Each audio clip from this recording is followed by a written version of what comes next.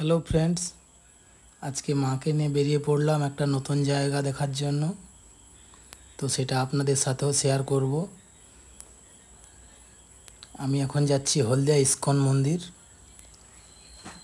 আজকে জন্মাষ্টমী, তাই এখানটা জায়গাটা খুব ভালো হবে আজকের জন্য।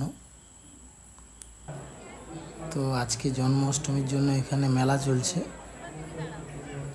এটা আমাদের হলদিয়া থেকে বালুঘাটা রোড ধরে আসতে হবে। তো এই মন্দিরটা প্রত্যেক দিনই খোলা থাকে। তো ওকেশনের দিনগুলো প্রচণ্ড ভিড় হয়। মন্দিরটা সকালবেলা ভোর 5টা থেকে খোলা হয়, দুপুরে কিছুক্ষণের জন্য বন্ধ থাকে, আবার বিকেলে 4টের পরে খোলা হয়।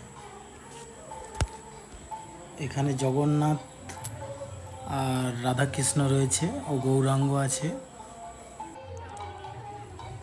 ওর উল্টো পাশে রয়েছে আমাদের শ্রীল প্রভুপাদের মূর্তি। তো আপনারা যারা আসেননি একবার এসে ঘুরে যেতে পারেন, জায়গাটা খুবই সুন্দর। আশা করি আপনাদেরও ভালো লাগবে, কারণ টুরিস্ট স্পটের মধ্যে একটা ঠাকুর দর্শন করাও হবে, ঘোরাও হবে, খুবই ভালো লাগবে এলে আপনাদেরও। তো ওর পাশে অনুষ্ঠানের জন্য বড় হল রয়েছে।